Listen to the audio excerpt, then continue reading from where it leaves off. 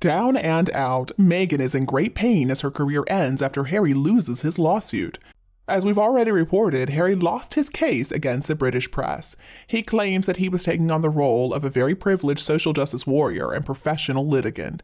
Well, maybe it would be a good idea for Harry to remember the sum awarded to his wife by way of damages for the breach of privacy was £1. The bigger and undisclosed amount was for infringement of copyright, but Harry doesn't have any such claim. If Harry is trying to crusade on behalf of the world, as he's now saying, it's not going to look good if he just keeps the money. And that could be a little unfair because he is the one who had to put up with the press intrusion, and maybe he should be reasonably compensated.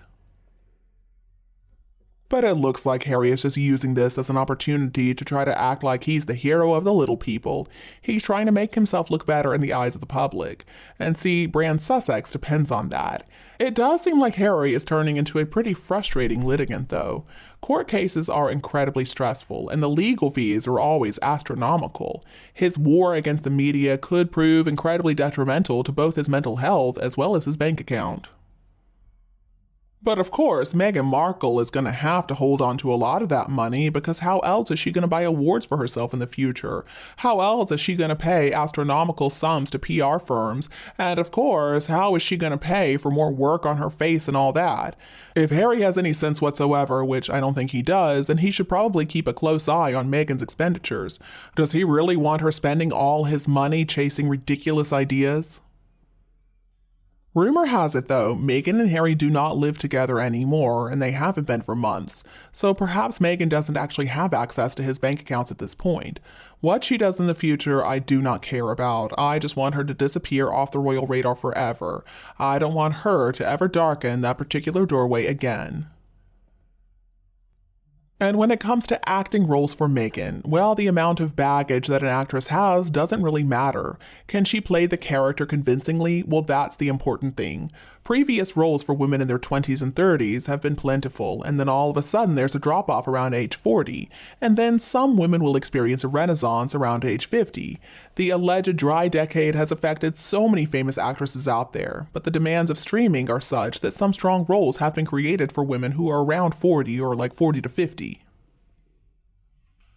Right now, Meghan Markle is certainly in that dry decade. She can't play the hot young thing anymore, and she's not really old enough to be a harridan. She would have to compete with much better actresses who are over 40 for the roles that are available. People like Reese Witherspoon and Angelina Jolie, Anne Hathaway, Cameron Diaz, Penelope Cruz, Claire Danes, January Jones, Eva Longoria. I mean, the list goes on and on. Now, from what I've seen, based on a few YouTube clips of Suits and then a video of Meghan trying to act sexy while flipping some burgers, Meghan's acting is hardly impressive. So I don't think that a long-term career as a professional litigant or Hollywood starlet is in the cards for her. So what else is out there for her? Well, what about writing? Well, Harry's already threatened us with another edition of Spare, and Meghan has claimed that she's got a lot to say as well. That Penguin Random House deal was a multi-book deal, let's remember. Well, what about podcasts? Well, Meghan may try to flog her podcast to another company, but I doubt it's going to work out well. Oh, but what about Netflix? They do still owe them some content, right? Heart of Invictus hasn't aired yet, and they could always buy up and repackage another series about people who really have made a difference. And let's remember Better Up, Harry is still the Chief Impact Officer, whatever that means. Maybe he could try and trick his father into further endorsement, just like he did with the Queen's Commonwealth Trust. Or Travelist. How is that company doing? Oh, I can't be bothered to look. How about being an influencer? There has to be a demographic out there that still loves Meghan and the two of them. But for most companies out there, having Meghan or Harry endorse them would be the kiss of death. Just think about Dylan Mulvaney and Bud Light. An homage to the beauty of beige interior and the art of dressing to impress absolutely nobody. What about being a blogger, somewhere to showcase her activism, because otherwise it's a blink and you're gonna miss it thing. And we can say the same for humanitarianism and the same for philanthropy. A scrapbook of famous people she has been in the same room as, I guess, is about the best that she could do. There is a rumor circulating right now that Meghan's considering auctioning off some of her dresses. I mean, what is wrong with that woman? Delusional does not begin to describe it. She's trying to copy Diana, I can only assume. Many of Diana's dresses were auctioned for charity, and they raised a lot of money for those charities that she supported. But Diana was gorgeous, and she had such an amazing body, and her gowns were also gorgeous. And aside from a couple of early mistakes that she made when she was young, she always looked absolutely perfect wearing them. So many rich and famous people really loved and admired Diana. They were more than happy to support the charities that she supported. Is Meghan considering auctioning her dresses for charity or for brands Sussex and Archewell? And another good question is, would anybody even want to buy those dresses? Where Meghan is concerned, she is, as an actress, definitely stuck in that dry decade, and considering all the cosmetic surgery she's had, there won't be the character parts for her when the dry decade finally comes to an end, both due to her increasingly plastic appearance and also her unimpressive acting skills. What director in Hollywood would hire this tacky, trashy, narcissistic woman for a movie? They would lose so much money just like Netflix has. Meghan was never a big star in the US, and so it's not like she's ever going to be a big star. It doesn't matter where she goes. She was traveling around, going places Epstein was going. Don't you think that a woman like that would never be thought highly of? And after what she and Harry have done to both of their families, does anybody think that anyone would want to go see one of her stupid movies? I mean, Meghan has brought out the worst in Harry, and now we've got two narcissists. Meghan would take him out on another journey trying to make herself into an actress. If Meghan got involved in a movie, not only would she lose a lot of money for herself and Harry, but also for the directors, the producers involved, and other people in Hollywood. People in Hollywood want nothing to do with Meghan Markle. They're not dumb. Meghan is never going to be invited to anything by any of them. So Meghan, please, just do us all a favor and stay home and shut your mouth.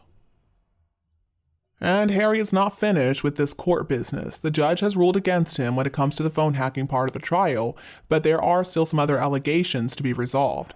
A few other people also have allegations against the Sun and the now defunct News of the World. That part of the trial is set to go forward in the new year.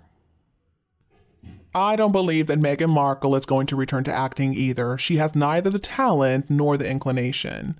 And besides, who would want to take a chance on her? I'm guessing she's going to get a lot of money in a divorce settlement, and then she's going to keep on with her word salad nonsense. Perhaps she'll revive the Tig, maybe she'll write some books about her marriage, maybe she'll actually do something about those political aspirations, and eventually she'll find some poor billionaire to keep her in the style to which she has become accustomed. If I had to guess, I would guess that Meghan is already hunting for some gullible billionaire who she can ultimately use to replace Harry. See, the thing is, he can't really support her excessively lavish lifestyle. And obviously, Harry's going to run back home to Daddy if she achieves that goal. I do hope, though, that he is going to be given some conditions similar to Prince Andrew's, so that we don't have to put up with him anymore unless it's a big event where he has to make a token appearance.